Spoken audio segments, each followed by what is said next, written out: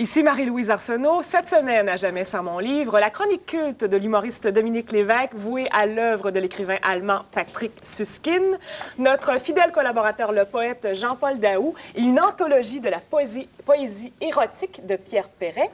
Également, nous recevons le psychologue Jean-François Vézina, qui a lancé, il y a de ça quelques jours, un essai, son premier, un essai vraiment fascinant, intitulé « Les hasards nécessaires, la synchronicité dans les rencontres qui nous transforment ». Nous allons donc avoir un entretien avec lui.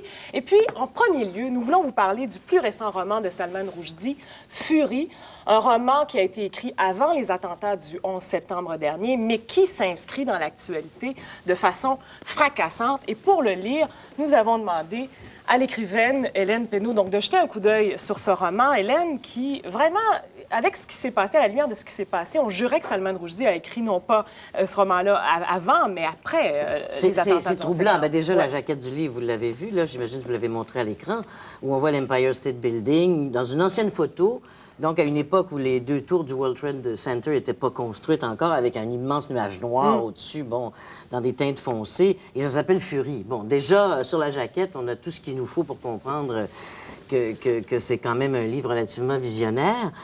Sauf que Salman Rushdie a écrit beaucoup sur toutes ces considérations. Bon, on se rappelle, bien sûr, qu'il y a un contrat sur sa tête encore maintenant, qui est supposé être annulé, mais enfin, qui n'est pas évident, là, depuis 10 ans. Oui, à cause des versets sataniques. À cause des versets sataniques. Donc, c'est quand même dans le territoire habituel de Salman Rushdie, cette espèce de folie, d'humour ravageur, caustique, je dirais même coupant comme une lame, et donc qui s'adresse à l'Amérique, dans ce livre-là, bien sûr. Alors, j'avais jamais lu, moi, de livre de Salman Rushdie, et merci de m'avoir donné l'occasion de le faire, parce que j'ai vraiment découvert un auteur qui me plaisait pas mal. Et puis, c'est un roman, ce roman-là, j'ai pas lu les autres, mais il est passionnant, mais c'est pas nécessairement un roman réussi. Je fais la différence parce que c'est sûr qu'à un moment donné, là, il y a des petites choses un petit peu faciles qui arrivent, les choses s'accélèrent, ça s'en va à droite, à gauche, bon. C'est très touffu, mais ça, c'est habituel dans l'écriture de Rushdie. Ben voilà. Vous connaissez, vous, Dominique Lévesque, vous l'avez lu. Oui, mais c'est tellement un roman riche, et ça n'arrête pas, que c'est très difficile d'en faire une recension juste, en fait. C'est un roman touffu, parfois lumineux, parfois confus. Et là, quand tu tombes dans la confusion, à un moment donné, on se perd nous-mêmes et puis on se dit, bon, ben où est-ce qu'il s'en va, là, tu sais? En fait, c'est un roman qui ressemble beaucoup à l'espèce de vie trépidante actuelle, la vie que mènent beaucoup trop de gens, selon moi. Une espèce de folie où il n'y a jamais de temps de réflexion, où on passe d'une chose à l'autre, où l'absurdité du bombardement d'informations auquel on est soumis, mais sans arrêt du matin au soir, même quand on ne veut pas être bombardé.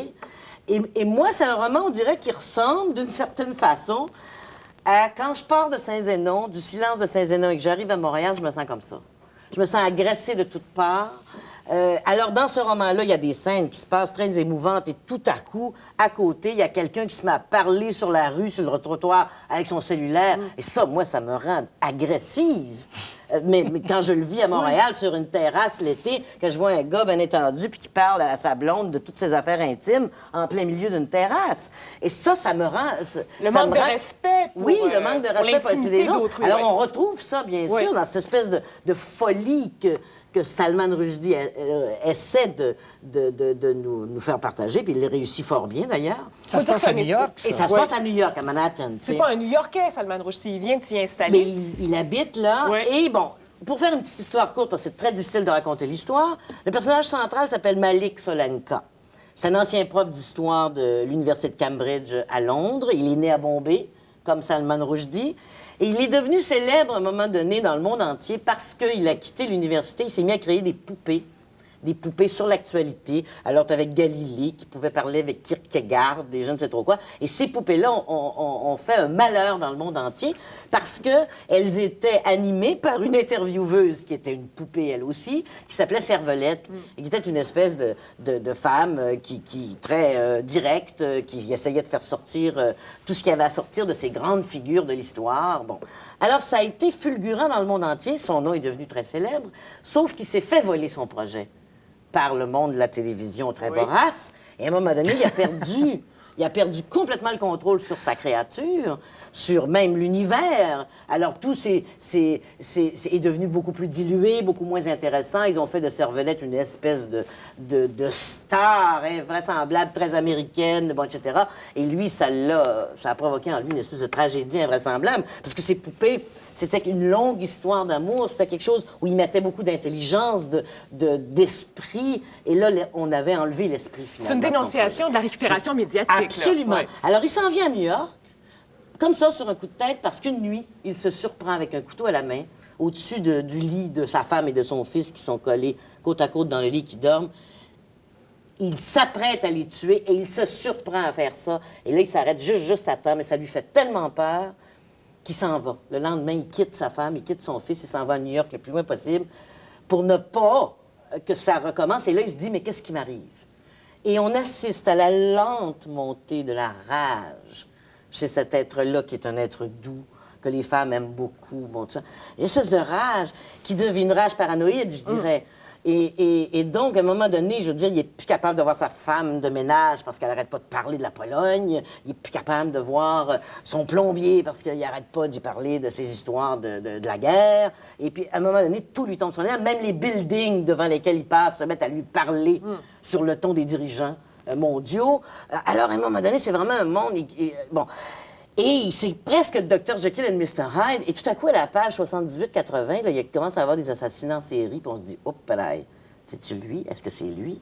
Lui-même se demande si c'est lui. Parce qu'il y a comme des absences dans ces espèces de crises de paranoïa. Il y a des absences. Puis là, tout à coup, les gens lui disent, mais c'est effrayant ce que tu viens de dire et tout. Puis il s'en rappelle pas. Alors il se dit, est-ce que c'est moi qui les ai tués, ces femmes-là? C'est des filles riches qui se font scalper. Des filles riches qui se font scalper. Et puis, alors là, il se dit, mais est-ce que c'est moi? Ça serait effrayant. Alors, il essaye de se cacher, il essaye de protéger les autres de lui-même d'une certaine façon. Mais, et c'est les femmes qu'il sauve tout le long du roman, finalement. Sa femme Eleanor, la mère de son enfant, qui a été très, très importante pendant 10 ans. Il rencontre une autre femme qui s'appelle Mila, qui est très importante, qui le sort un petit peu de son inertie. Vous avez dit, Hélène, une chose importante. Vous avez dit, à la lumière de ce que j'ai lu, ça apporte des réponses intéressante sur ce qui s'est passé aux États-Unis, sur la culture américaine. C'est une critique effroyable de la culture américaine. Je pense critique avec laquelle on ne peut pas être en désaccord, enfin, avec laquelle moi, je ne suis pas en désaccord, bien sûr, parce que ça rend agressif bien souvent. Ce roman a quelque chose... C'est curieux parce que j'ai lu un peu le compte-rendu critique là, sur ce livre-là. Personne ne parle de ça, mais ce roman a vraiment quelque chose d'une bande dessinée. Vraiment quelque chose d'une bande dessinée où le personnage est pris dans un maelstrom comme Tintin, tu sais, bon, qui est poursuivi par des méchants, et puis bon, alors il y a quelque chose aussi de l'absurde de la bande dessinée, puis de l'humour de la bande dessinée, les rebondissements, les situations cocasses, les trucs qui se peuvent pas, bon. Alors, et lui, l'auteur, Salman Rushdie, ce que je pourrais lui reprocher, d'ailleurs. Il s'agite comme un chien fou, là-dedans. T'sais. On a une espèce de chien fou incontrôlable, dont le mental est gros comme la terre, et il n'est pas capable d'arrêter son mental, un peu comme un hyperactif, t'sais. Et ça, à un moment donné, ça tombe sur les nerfs, parce que tu n'es plus capable. Et à un moment donné, là, 3 heures de lecture de ça, tu te lèves puis tu marches croche comme si tu venais de te saouler. C'est un livre enivrant, oui, au sens littéral du terme. Physique. J'étais saoule. Mais dans une entrevue, il disait justement qu'il voulait augmenter le côté humoristique de sa création, Oui. la mettre beaucoup plus Ben, présente. c'est parfaitement réussi, hein? Alors, est-ce que bien dosé cette espèce de folie-là? Parce que si tu dis que tu le lis pendant 3 heures, puis après, tu n'es plus capable. Mais c'est-à-dire que c'est pas juste l'humour, là, attention. Non, il a bien voulu faire. L'humour est extrêmement présent, très intéressant. Par exemple, les 2 derniers millénaires, ils appellent ça l'ère vulgaire. Je trouve ça délicieux, tu sais, parce qu'ils parlent depuis l'ère vulgaire. Bon, c'est vraiment délicieux parce que c'est vrai, c'est les 2 millénaires les plus meurtriers de toute l'histoire de l'humanité. Hélène Penneau, est-ce qu'on recommande aux gens qui nous regardent d'avoir un enivrement semblable à celui que vous avez eu en lisant ça? Est-ce qu'on peut leur dire de lire? Il faut être des lecteurs très, très avertis, parce que ça demande un effort. C'est comme une course. Tu es dans une espèce de marathon, là, dans le livre de Salman Rushdie. Ça prend beaucoup de concentration. Ça prend beaucoup de concentration. Ceux qui aiment beaucoup les États-Unis, ben, ils vont peut-être trouver ça effrayant. Moi, je suis pas une spécialiste. L'autre bémol que j'aurais, c'est qu'il y a énormément... Il y a une espèce de de name-dropping là-dedans. Il nomme beaucoup, beaucoup de noms que moi, je ne connaissais pas. Parce que je ne suis pas tellement au fait de l'histoire des États-Unis. Oui. Bon. Alors, C'est quelqu'un de très érudit, hein, qui le montre aussi. On passe de Shakespeare à Woody Allen, au génome humain. Ça n'arrête pas. J'ai une question à oui, poser, oui. parce qu'il dit dans une entrevue dans le Nouvel Observateur que le roman, c'est le monde en mieux écrit. Oui. Mais de la façon que tu en parles, je suis pas sûr que c'est le Non, plus non, réussi c'est pas dans ça. Non, c'est pas ça, pas ça qui vise c'est plutôt là-dedans. un délire, oui. Mais il y a des formules chocs, des formules extraordinaires. L'islam n'est pas très présent là-dedans, attention, là. Je parle pas de... C'est vraiment son personnage à lui qui vient fou à un moment donné. Il a déjà donné, hein? Et qu'une femme sauve, d'une certaine façon. Alors, c'est pas lui, évidemment, l'assassin. Mais, bon, l'islam, on la retrouve, le fanatisme islamique, on le retrouve chez des chauffeurs de taxi qui engueulent tout le monde, c'est putain de ta mère et je ne sais trop quoi, et puis qui parlent contre les États-Unis. Mais on le retrouve peut-être aussi un petit peu dans ce que tu as dit tout à l'heure, dans le sens que ce personnage-là, qui a été dépossédé de sa création, qui devient vide, qui a été récupéré par les médias, qui devient de plus en plus, quitte à tuer sa... Oui. Il y a une genèse du terroriste en puissance Absolument. là-dedans. Et oui, puis une genèse de d'où naît le meurtre. Il pose la question, d'ailleurs, à un moment donné, quand il craint que ce soit lui le tueur en série, là, il n'est pas sûr. D'où naît le meurtre? Il essaye d'analyser ça. Et lui, il y a vraiment une montée de furie qui le rend comme l'incroyable Hulk là, des émissions d'enfants. C'est vraiment presque ça. Il dit d'ailleurs lui-même, l'auteur Hélène Penneau, qu'il se sert des livres pour analyser la société dans laquelle on vit. Ben, c'est parfaitement réussi. Alors, si Mathieu. vous avez envie de faire ça, justement, en lisant... Mais une donc, petite oui, phrase allez-y. pour terminer, parce Rapidement. que ce qui explique un petit peu Oui. les attentats peut-être du... Oui. Il dit, quand on est trop jeune pour avoir accumulé les bleus de l'expérience, on peut choisir d'endosser, tel un silice, les souffrances de son monde.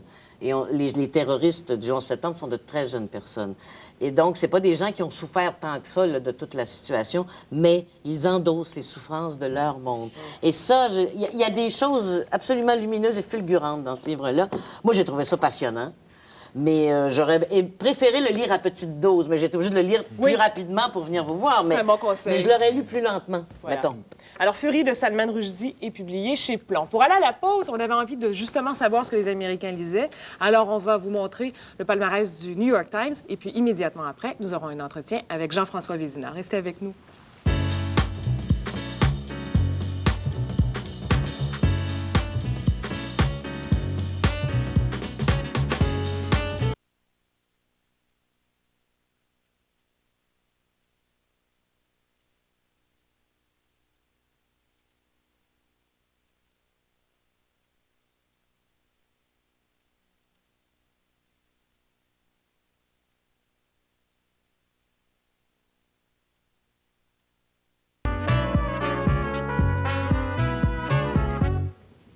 Le psychologue Jean-François Vézina, qui pratique à Québec, pour ceux qui s'intéressent, vient de publier Les hasards nécessaires, la synchronicité dans les rencontres qui nous transforment.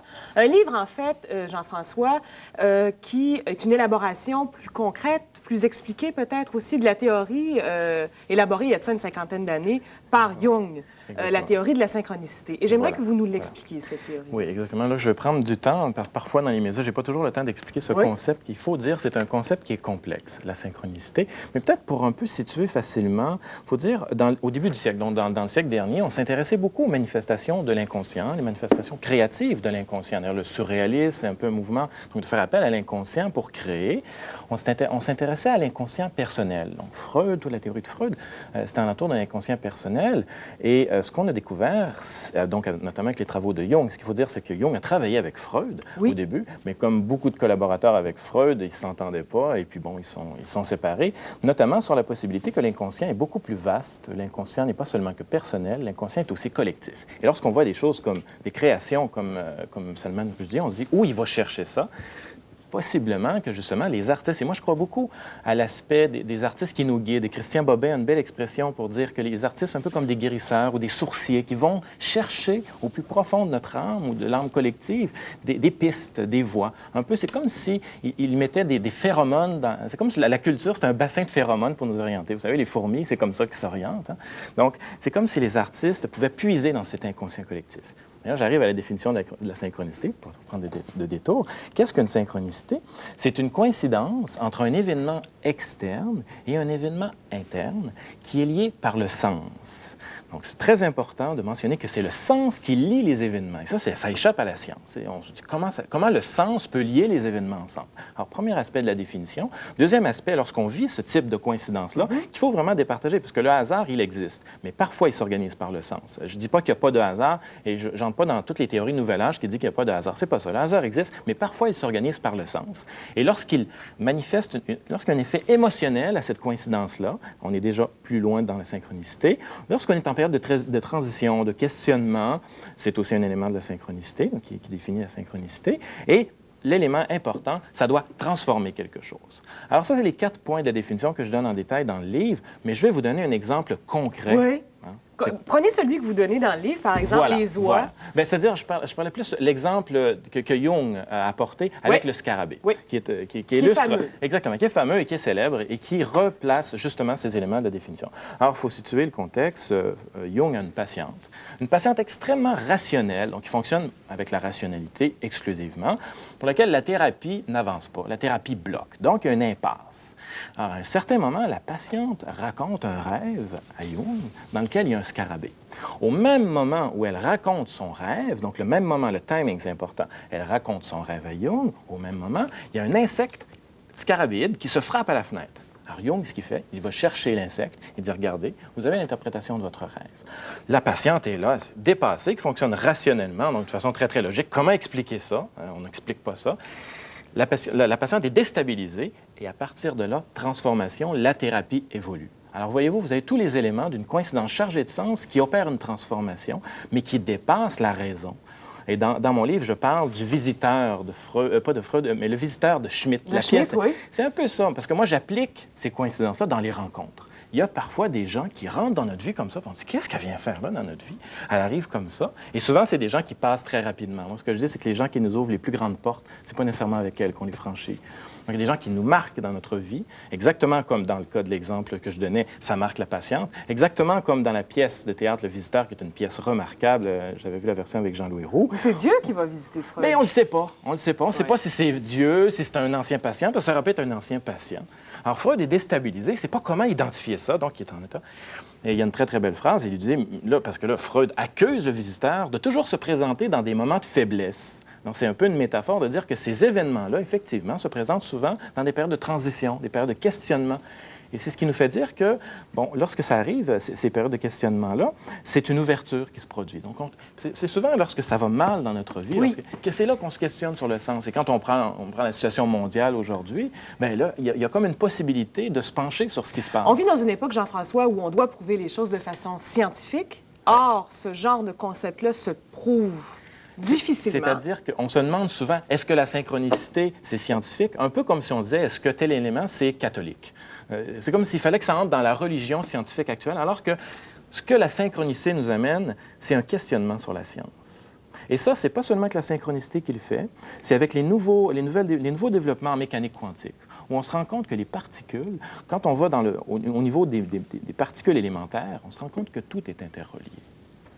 Qu'il y a une interrelation beaucoup plus grande que ce qu'on perçoit. Vous y croyez, Dominique? Ben, moi, c'est ce que j'ai adoré là-dedans, à cause du côté scientifique et de la limite qui montre à la science là-dedans. Étant donné que j'ai un petit côté quantique dans un peu de neurones ici. Oui, je me disais aussi, à te voir, là. Ben, juste pour exemple, comment justifies-tu, là, je vais essayer d'être clair et simple pour... comment une particule atomique, une niaiserie de neutrons, de neutrinos à quelque part, là, elle peut réagir instantanément avec une autre particule à des kilomètres. Là. Ça ne s'explique pas physiquement parce que ça dépasse la vitesse de la lumière. C'est impossible, ça se comprend pas. Là, tu frappes la limite de la science. Là, tu frappes ensuite la limite, mettons, avec la théorie du chaos. Tu découvres qu'il y a un ordre dans le désordre qui est insoupçonné. Puis c'est récent, ça, quand même, la théorie du chaos, la météo s'en sert, tout ça. Là, lui, il va jusqu'à la limite de ces connaissances-là. Il se dit... Bon, on est rendu à la limite scientifique et regardons ce qui peut se passer maintenant au niveau, par exemple, de l'inconscient collectif. Est-ce que ça se pourrait qu'il y ait un ordre plus grand, insoupçonné, une organisation? Voilà. Et ça me fait peur. Ça se peut que ça se puisse. Ça fait un petit peu... Et on a souvent l'impression qu'il y a une main, il y a quelqu'un que quand on prend une mauvaise voix qui nous dit « Hop, hop, va-t'en par là, toi, va-t'en par là, toi », justement à travers des rencontres de hasard, des choses en fait, comme ça. il y a quelque chose qui essaie de se dire, mais tout le travail, qu'est-ce qu'on décode de ce qui essaie de Voilà. se dire? Parce qu'on peut Des fois, tomber on dans le la voit pas. superstition. Oui, Et ça peut être dangereux, et voilà, Jean-François. et voilà, Oui. ça peut être très dangereux. Et moi, je fais beaucoup de nuances Ah. dans ce livre-là. Je fais beaucoup de nuances Ouais, parce ouais, qu'on peut tomber dans la superstition, surtout que j'applique ça dans les rencontres, les relations Ouais. amoureuses. On peut vraiment tomber dans la superstition amoureuse. Il y a une chose que j'ai trouvée fascinante là-dedans. Bon, vous parlez beaucoup des artistes, puisque, bien sûr, selon vous, ils ont une disposition d'esprit Voilà. propice à recevoir les symboles. Voilà. Mais il y a aussi une notion de ce que les artistes font d'ailleurs, c'est de voir les symboles de façon à tisser le mythe de sa propre vie. Voilà. Et ça, je trouve ça fascinant pour les gens qui ont envie peut-être de donner une dimension artistique à leur vie. Exactement, ou de parce que la lui donner création... un sens qu'on Oui, cherche parce- tous à faire. La hein. création, ça que peut avoir avec l'artiste. C'est-à-dire, la création, c'est un acte continuel dans la nature. On le voit avec le chaos, que le chaos prédispose à la créativité. D'ailleurs, le mot chaos, hein, c'est un beau mot, ça veut dire bâillement. C'est un bâillement. On peut dire que lorsque la nature s'ennuie, lorsque le monde s'ennuie, il y a des bâillements.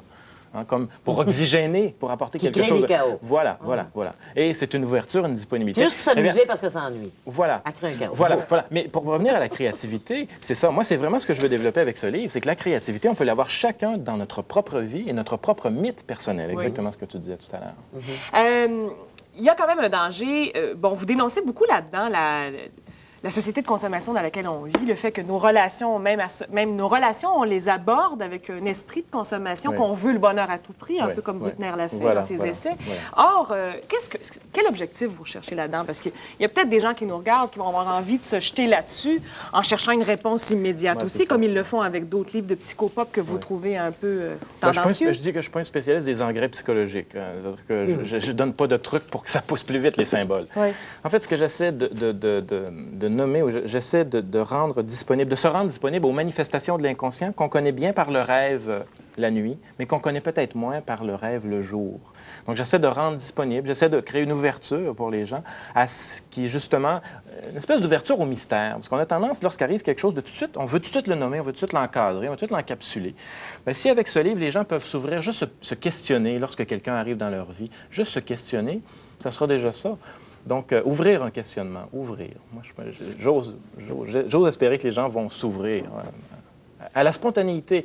Parce que quand je critique cet aspect de consommation, c'est l'aspect programmé des rencontres que je suis un peu mal à l'aise. Et on laisse de côté l'aspect spontané du Puis rapport on à dit l'autre. d'ailleurs, on gère nos relations humaines. Voilà, Ouais. exactement. Ouais. C'est devenu une Déjà, PME. dans le vocabulaire, on est totalement contaminé. C'est devenu une PME et Oui. on perd de vue Oui, la oui. spontanéité du rapport à l'autre. Voilà. Absolument. Alors, les hasards nécessaires, la synchronicité dans les rencontres qui nous transforment sont publiés aux éditions de l'Homme. On va jouer à un jeu avant d'aller à la pause, si vous voulez bien, Jean-François Vézina. Un jeu, on pourrait appeler ça un jeu de hasard nécessaire. Le hasard, c'est un jeu de dés. Hein. C'est ça que ça veut dire. L'étymologie de hasard, c'est jeu de dés. Alors, il va être question après la pause avec notre collaborateur Jean-Paul Daou de l'anthologie de la poésie érotique de Pierre Perret. Alors, on va demander à nos invités, à commencer par vous, Jean-François, de prendre au hasard, donc d'ouvrir au hasard cette anthologie de la poésie érotique et d'en lire un extrait, les 4 premières lignes du poème sur lequel vous allez tomber. Elle appelle au secours. Un homme ou une femme, peu importe, mais l'étreinte est vitale. La chaleur, l'amour, la trahison, le mensonge. Tout sauf la solitude. Ce serait beau. Hélène Pedneau, allez-y donc, vous. Alors, attends, t'étais dans quelle époque, là, comme ça? C'était pas très érotique, par contre, votre Un affaire. vendredi que le bon Dieu mourut, une catin de la cité romaine, par 12 fois, pour apaiser son rut, se fit bourrer de la denrée humaine. Et pourquoi pas? Dominique Lévesque. Et pourquoi pas? Et c'est curieux parce que je travaille sur une série sur Dieu en ce moment. Je vis ces jours passés une fort belle garce, négligemment coiffée, assise sur du foin, ayant ses 2 genoux l'un de l'autre si loin, au large escarquillé qu'ils occupaient la place. Vous aviez une difficulté de vocabulaire. Alors, oui, un escarquillé, c'est un écartement, coudonc, là. Écarquillé. Oui. Et enfin, Jean-Paul Daou, allez-y donc, vous aussi. Certainement, je vais y aller. Mon Dieu, j'espère que je vais tomber sur un bon passage. Ils sont tous bons en général. Cherche Au pas. hasard, Jean-Paul. Je suis, comme tu vois, le priape de bois. De bois est ma faux, de bois aussi mon membre. Pourtant, je te prendrai et pris, je te tiendrai. Et cette verge tout entière, sans en rien rabattre, plus raide qu'un câble ou qu'une corde de lyre dans toute sa longueur, je te l'enfoncerai jusqu'à la 7e côte. T'as triché! Le hasard est trop bien organisé, mon fille. Il sera question de cette anthologie. punch de la fin.